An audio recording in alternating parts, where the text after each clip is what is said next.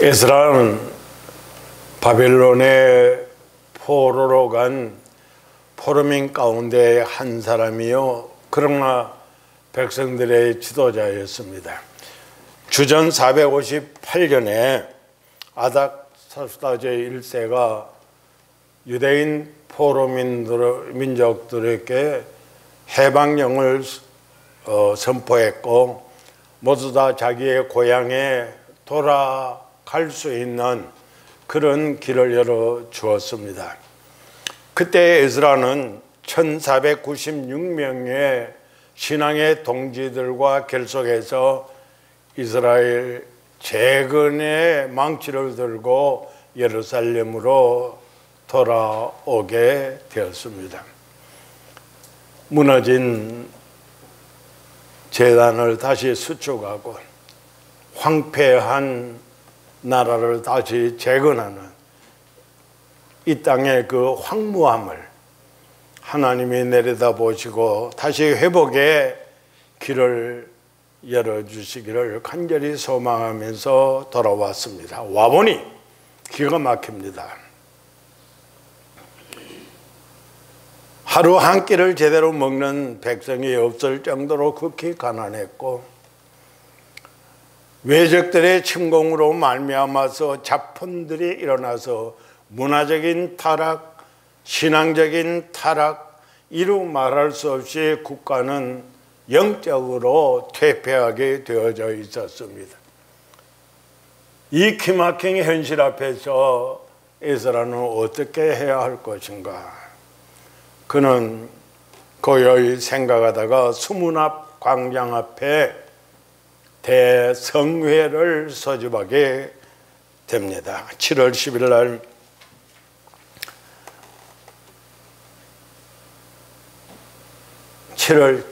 초하룻날 7월 1일 날 이 수문 앞 광장에 온 백성들을 불러 모았는데 수많은 사람들이 이곳에 모였습니다. 그때 백성들이 에스라에게 간청하기를 하나님의 율법책을, 하나님의 말씀의 책을 가져와서 좀 읽어달라고 그럽니다.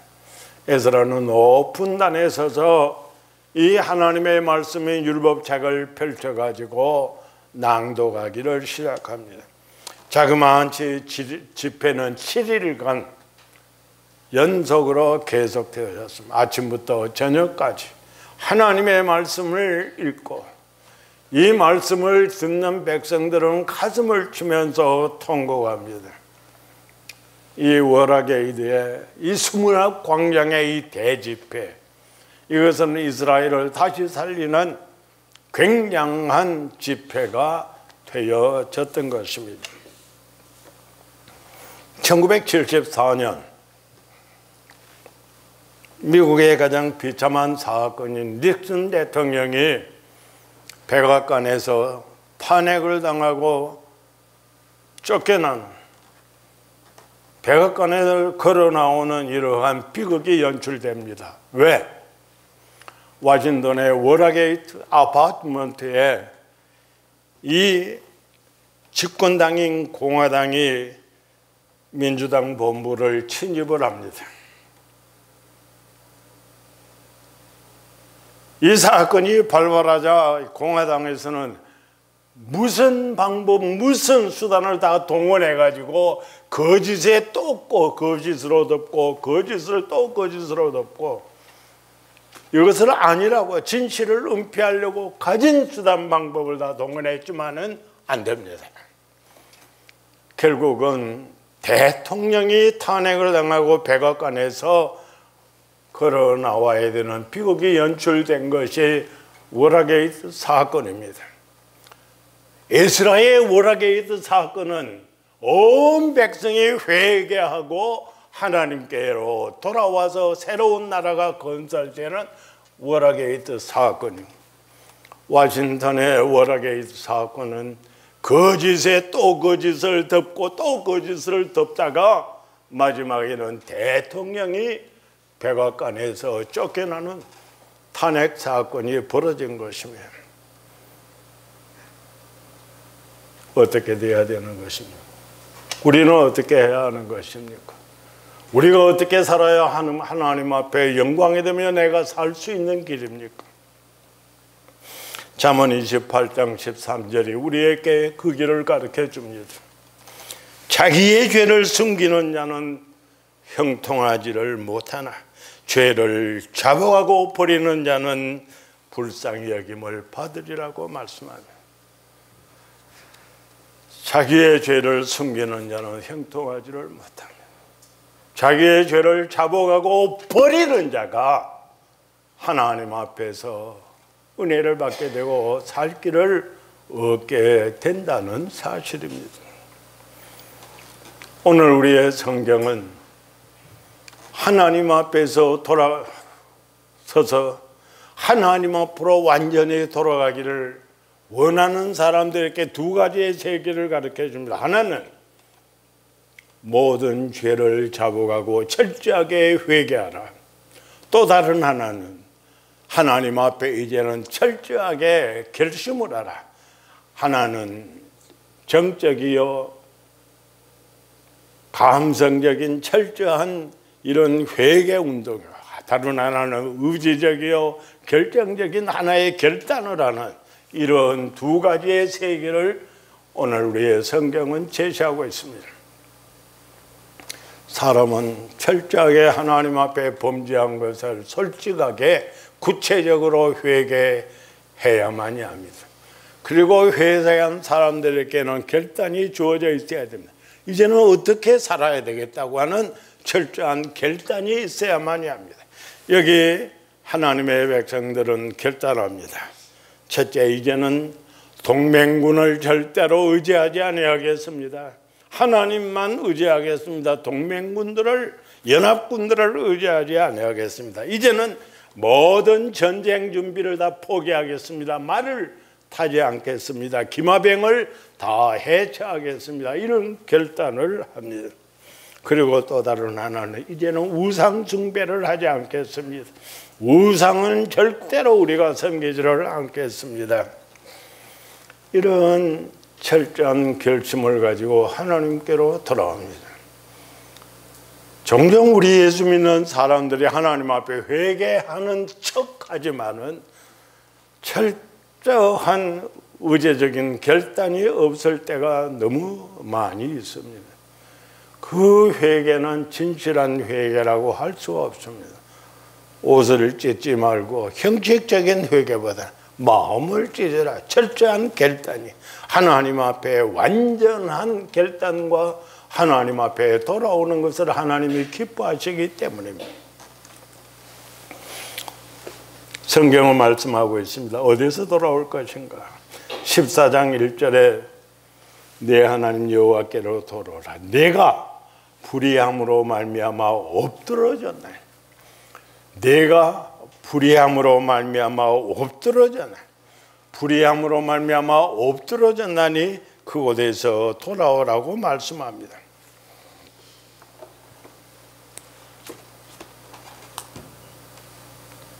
광야의 선지자 세례 요한은 회개하라 천국이 가까웠다고 외쳤습니다. 예수님이 세례받고 공생애를 시작하실 때에 처음으로 하신 선포는 회개하라 천국이 가까웠다는 것입니다. 그렇기 때문에 이 회개하라고 하는 음성은 이방인들을 향한 음성 그 이상으로 하나님의 교회 울타리 안에 있는 이 안에 살고 있는 사람들에게 회개하라고 선포하는 말씀입니다. 오늘 우리는 이 세상이 변하기 전에 교회가 변화해야 됩니다. 세상의 죄인들을 변하기라고 우리가 그들을 향하여서 소리를 지르기 전에 내가 먼저 변해야 되는 것이 교회가 살아야 세상이 살 수 있기 때문입니다. 엎드러진 곳에서 하나님 앞으로 돌아옵니다. 왜 엎드러졌느냐 하는 것입니다. 여기에 엎드러진 이유를 불의한 것 때문에, 불의 때문에 내 불의로 말미암아 엎드러졌느니라. 엎드러졌다고 하는 이 원어를 깊이 살펴보면 뭔가 가다가 걸려서 넘어집니다. 걸려서 넘어져 가지고 다시 일어나 보려니 또 넘어져 가지고 이제는 엎어집니다. 다시는 일어나지 못하는 상태에 되어진 것을 의미합니다. 그런 상태에서 하나님께로 돌아오라는 것입니다. 어떻게 일어나지도 못하는 사람이 돌아옵니까? 회개하면, 그 자리에서 회개하면 됩니다.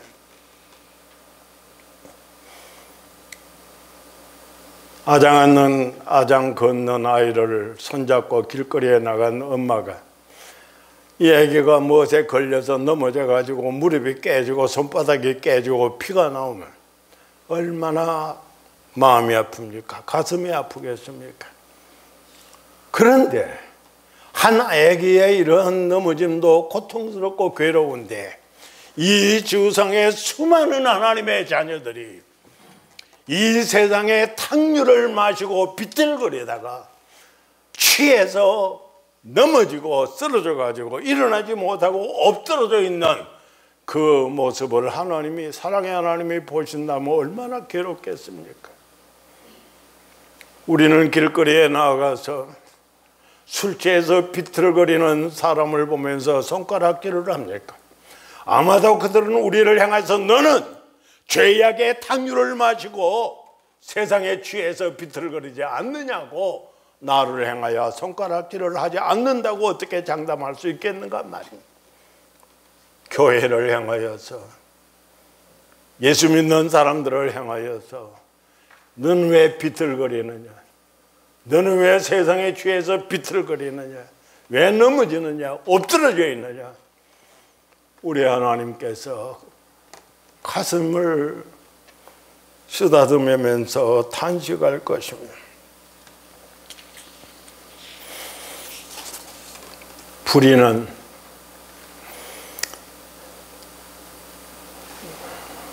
의롭지 못한 것은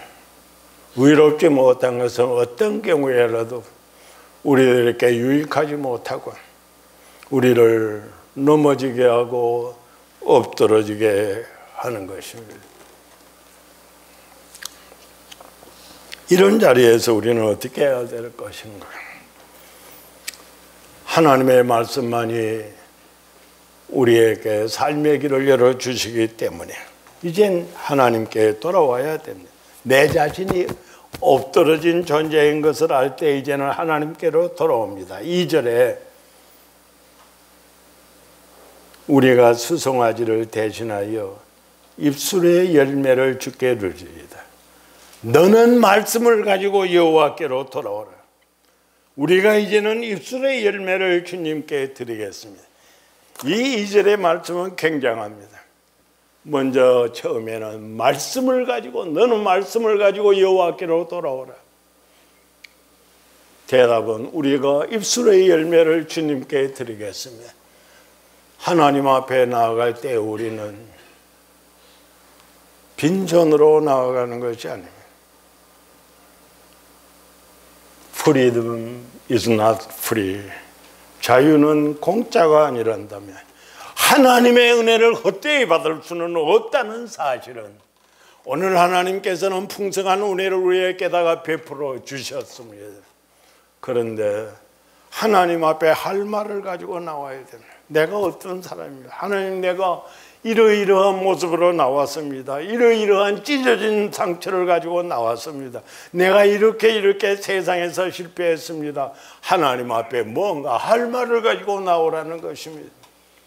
그리고 하나님 앞에 이제는 재물 대신에 입술의 열매를 드리라는 것입니다.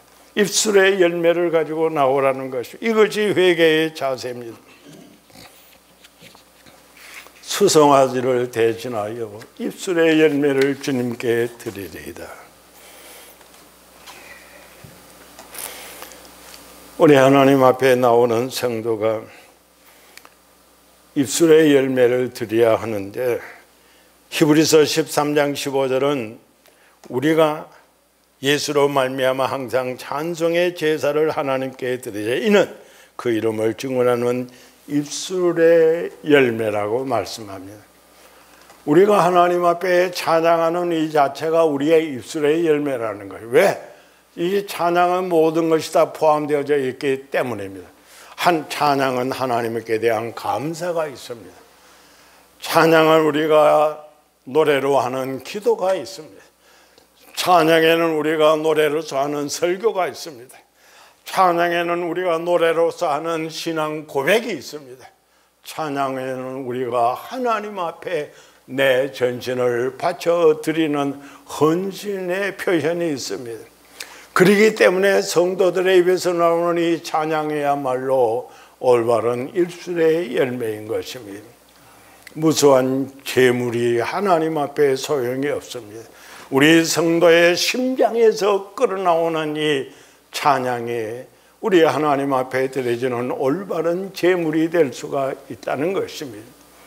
반드시 사람들은 혀가 명령을 하게 되어질 때 지체가 움직이게 되어지는 것처럼 우리는 입술의 열매를 가지고 하나님 앞에 나와야만이 하는 것입니다. 보다 더 전진하는 것은 이제는 우리가 우상을 버리고 나오겠답니다. 3절 말씀에 우리가 앗수르의 구원을 의지하지 아니하며 연합군을 의지하자. 말을 타지 아니하며 전쟁을 다시 하지 않겠다. 우리의 손으로 만든 것을 행하여 너희는 우리의 신이라 하지 아니하오리니 우상 숭배 이제 하지 않겠다는 것입니다. 하나님 앞에 나오는 사람들은 철저하게 우상을 끊어버려야만이 합니다. 다시는 손으로 만든 것을 행하여 너는 우리의 신이라고 하지 않겠다고 그럽니다. 대족장 야곱은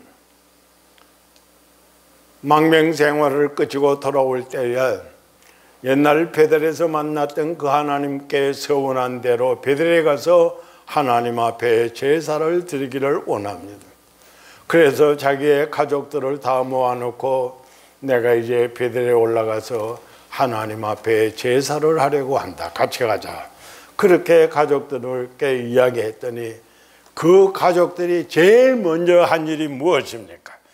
창세기 35장 3절과 4절에 우리가 일어나 베델에 올라가자. 내 환난 날에 내게 응답하시며 내가 가는 길에서 나와 함께 하신 하나님께 내가 거기서 제단을 쌓으려 하노라 하며 그들이 자기 손에 있는 모든 이방 신상들과 자기 귀에 있는 귀고리들을 야곱에게 주는지라 야곱이 그것들을 세겜 근처 상수리 나무 아래에 다 묻어버리고 가지고 있던 가족들이 가지고 있던 모든 우상들을 모아가지고 상수리 나무 아래에다 다 묻어버리고 깨끗한 우상이 없는 우상 숭배를 하지 아니하는 우상 숭배의 죄악에서 해방된 우상 숭배의 죄를 청산한 우상 숭배의 모든 잔재를 다 없앤 그런 죄악 벗은 심정으로 베델에 올라가서 하나님 앞에 제사를 드렸던 것입니다.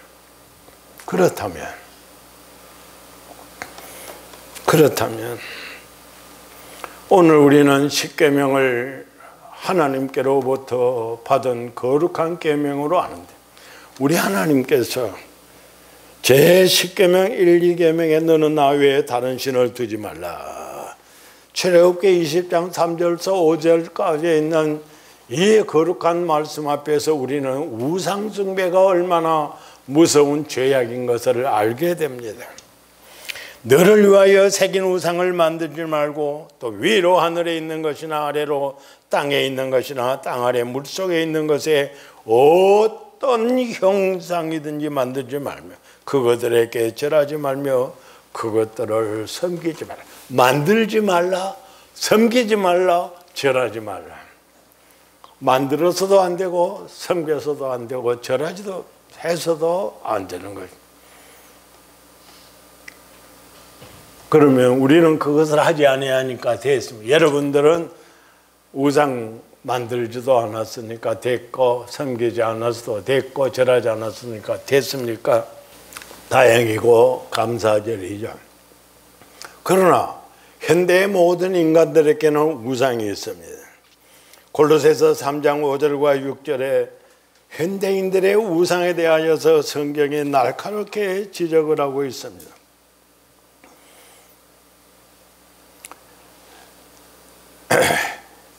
우리는 하나님 앞에 이 사실을 감출 수가 없습니다. 그러므로 땅에 있는 지체를 죽이라 곧 음란과 부정과 사욕과 악한 정욕과 탐심이니, 탐심은 우상 숭배니라. 탐심은 우상 숭배니라. 탐심은 우상 숭배라고 그랬습니다. 하나님께서 내 수완을 80년으로 딱 정했는데도 불구하고 만약에 내가 한 30년쯤 더 살아서 110살까지는 살아야 되겠다고 막 약초를 구하러 다닌다면 조금 사람들이 보기엔 좀 이상스럽게 생각할 가능성이 있을 것입니다. 하나님께서 나의 재산을 이만큼 만들어 허락해 놨는데 그거보다도 배나 3배나 가지려고 노력을 하면은 횡령을 하게 되고, 그렇게 욕심을 탐심을 부리게 되면은 우리는 잘못된 유혹에 빠지게 될 것입니다.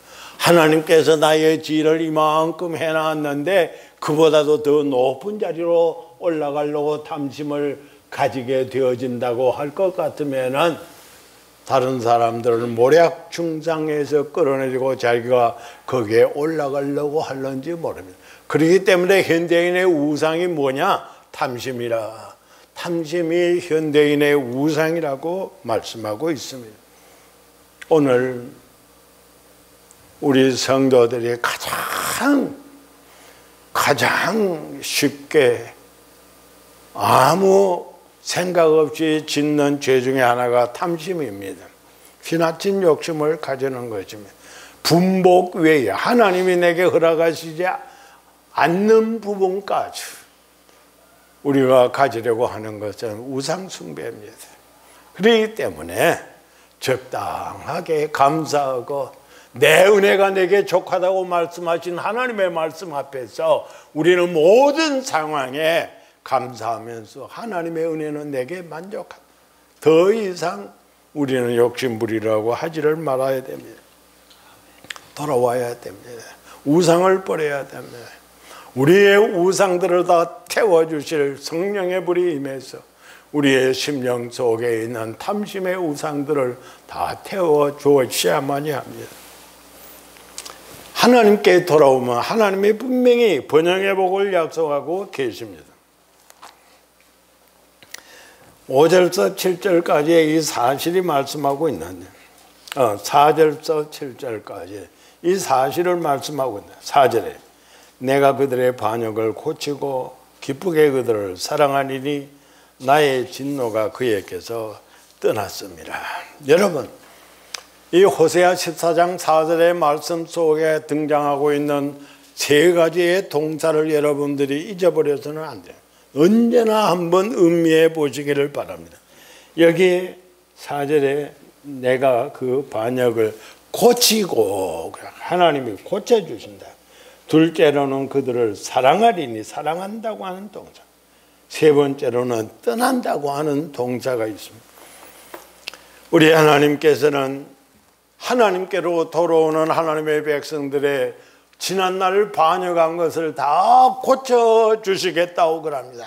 그 반역한 양상이 어떠했든, 반역하던 기간이 어떠했든, 하나님 앞에 어떻게 반역을 했든 우리 하나님께서 이제 하나님 앞에 회개하고 돌아오면 하나님께서 다 고쳐주시겠다고, 모두 고쳐주시겠다고, 고쳐주시겠다고 하나님이 약속을 하십니다. 그리고 하나님 앞에 돌아오면 하나님이 사랑하시는 것이 아니에요. 사랑하시는 정도가 아니야. 기쁘게 사랑하시겠다고까지 여기 말씀합니다. 하나님의 사랑하시는 그 몇천 배 하나님이 기쁘게 사랑해 주시겠다고 그럽니다.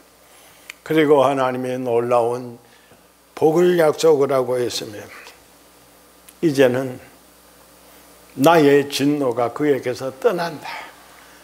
떠난다. 진노를 멀리 떠나게 한다. 진노를, 하나님의 두려운 하나님의 심판을, 하나님의 정죄를, 하나님의 무서운 채찍을 멀리 멀리 떠나게 해 주시겠다고 말씀합니다. 이런 사실을 알면서도 우리가 하나님 앞에 회개하고 돌아오지 아니할 수 이유가 어디에 있는가 말이에요. 철저하게 하나님 앞에 회개하고 돌아와야 됩니다. 얼마나 하나님은 자비로우십니까? 시편 30편 5절에 하나님의 노여움은 잠깐이고, 하나님의 노여움은 잠깐이고 하나님의 은총은 평생이라고 합니다. 저녁에는 울음이 우리 집에 있을지라도 아침에는 기쁨이 오리라고 성경이 약속합니다. 이러한 하나님의 놀라운 사랑을 우리가 체험하고 살아가고 있기 때문에 우리는 하나님 앞에 빨리, 한시라도 빨리 우리는 돌아 나오는 것이 더 좋은 것입니다. 하나님 앞에 돌아오는 것이 놀라운 복입니다. 하나님은 돌아오는 백성에게 어떤 복을 주시나요? 5절에 내가 이스라엘에게 이스라엘과 같으리니, 이스라엘에게 이스라엘과 같이 되어 주시겠다고 약속하고 있습니다. 성도여, 우리는 대한민국이나 미국에서 살면서 물에 귀한 것도 모르고 이스라엘에 귀한 것도 모르고 살고 있습니다. 그러나 이 성경에 기록되어지는 팔레스타인에서는 그곳에는 겨울에 잠깐 비가 오고 1년 내내 비가 오지 아니하기 때문에 이슬이 얼마나 귀한지 너무너무 귀합니다. 이슬이 내려야 식물들이 말라 죽지를 않아요. 이슬이 내려서 어느 정도 땅을 적셔줘야 농작물이 성장할 수 있고, 이슬이 없으면 1년 내내 비 오지 않아야 하는 곳에 이슬까지 내리지 않는다면 모든 농사는 폐농하고 말 것입니다. 그런데 하나님께서 약속합니다. 내가 너희에게 이슬같이 되어주시겠다. 우리는 실감이 안 나는지 모르지만 그 사람들은, 팔레스타인에 살고 있는 사람들은 너무나도 큰 은혜로운 말입니다. 하나님의 약속인 것입니다. 오늘 본문의 이슬이라고 하는 것은 하늘에 속한 모든 신령한 복까지 함께 말씀하고 있는 것입니다. 하나님의 사유하시는 자비에는 항상 새롭게 하시는 하나님의 은혜가 동반하고 있다는 사실을 우리가 생각을 해야만이 합니다. 뿐만 아니라 돌아오는 사람에게 하나님이 복을 주시는데, 내가 복을 주는데 그가 백합화같이 피겠고 레바논의 백향목같이 뿌리가 박힐 것이라. 백합화같이 피겠고.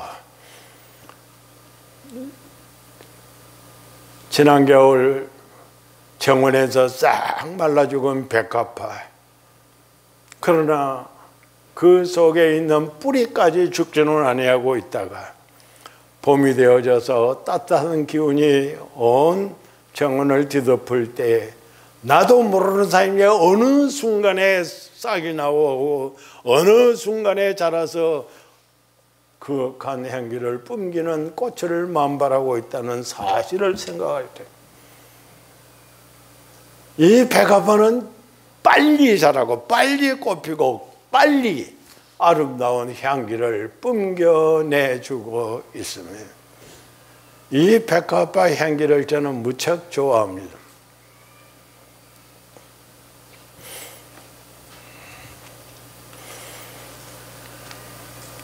제가 목회 현장에 있을 때 저희 방에다가, 저는 그 목양칠이라고 늘 간판을 붙여놨는데 저희 방에다가 늘 백합화 화분을 갖다 놓기를 좋아합니다. 근데 어쩌다가 저희 아내가 저희 사무실을 방문해서 백합화가 있으면 밖으로 꺼내 놓습니다. 왜 그러냐고 했더니 너무 향기가 지독하면 몸에 해로울 거라면서 꺼내. 그러면 저 아내가 가고 나면 저는 또 갖다 였습니다. 백합화 사무실 안에 갖다. 왜 그런가 하면 저는 너무 좋아하겠다. 백합화 향을 너무 좋아해요. 저희 아내는 저희 건강을 위해서 꺼내 놓으면 저는 건강에 고사하고 가네. 아무튼 백합화를 사무실 안에 갔다가 또 갔다. 참 백합화가 아름답고 그 자태가 아름답고 이상으로 그 향이 얼마나 아름다운지 뭐라면. 그런데 우리 하나님이 돌아오는 사람들을 백합화 같이 해주시겠다. 뿐만 아니라 레바논의 아름다운 백향목처럼 해주시겠다고 약속을 하십니다. 그 향기, 돌아오는 사람들의 몸에서 뿜겨나는 향기가 6절에는 레바논의 백향목 같으리니, 또 7절에는 그 향기는 레바논의 포도주 같으리니, 돌아오는 사람들에게서 향기를 뿜겨낸다는 것입니다.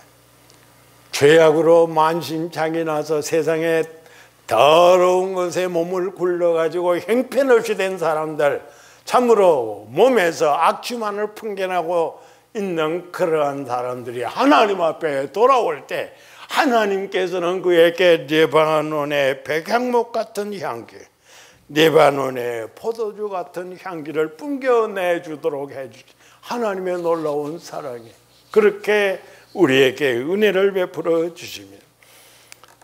아가서 4장 11절과 14절에 교회는 이 향기를 뿜겨내는 꽃동산으로 표현을 하고 있습니다. 우리 하나님의 교회 모든 성도들이 하나님께 돌아왔기 때문에 이런 놀라운 은혜를 받게 되는 것입니다. 향기라고 하는 것은 참 좋은 것입니다. 이 향기도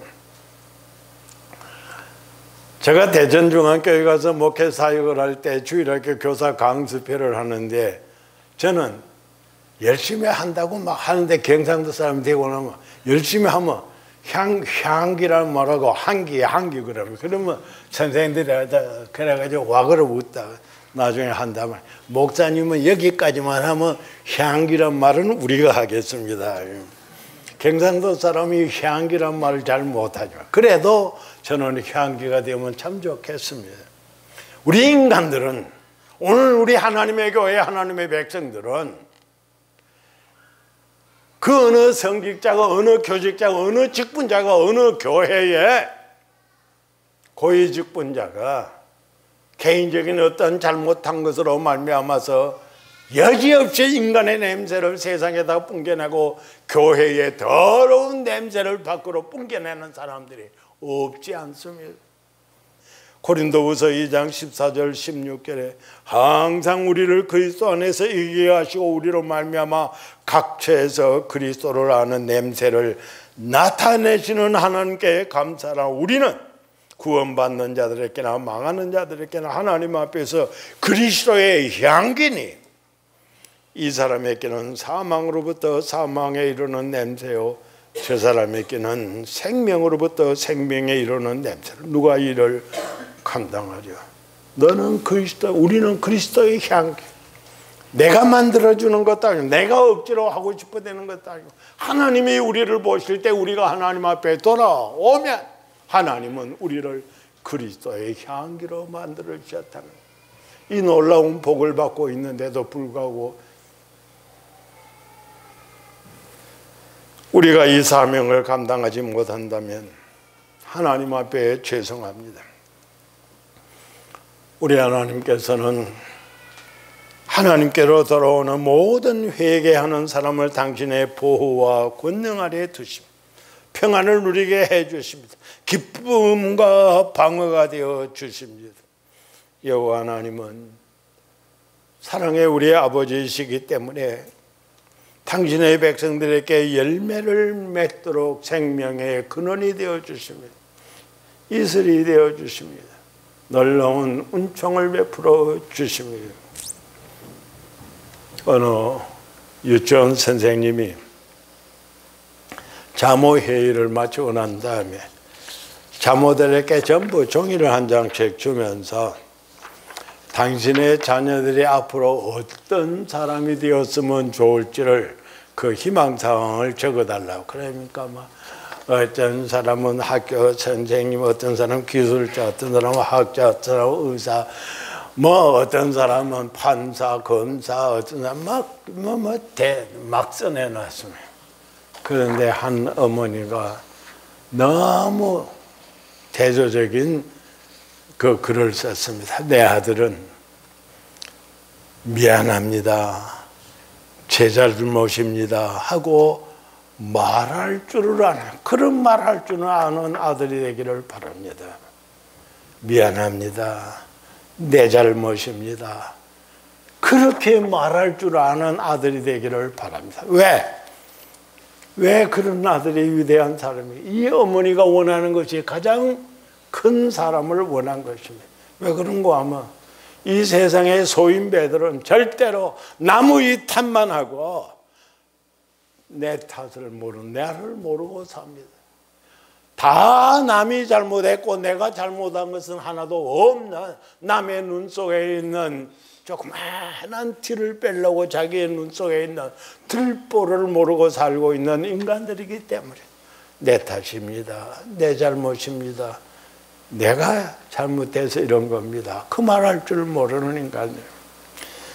우리 하나님은 돌아오는 하나님의 백성들을 사랑하십니다. 인간의 궁극적인 관심사는 두 가지라고 볼 겁니다. 하나는 죽음의 문제입니다.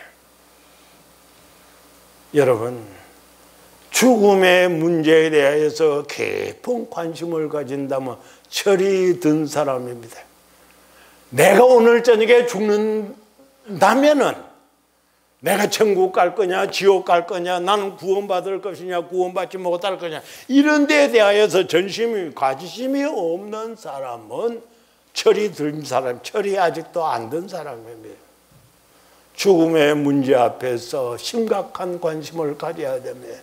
내가 오늘 죽는다면 나는 어디로 갈 것이냐, 내가 오늘 죽는다면 나는 내일이 어떤 사람이 될 것이냐, 이거 생각을 할 줄 알아야 철이 든 사람입니다.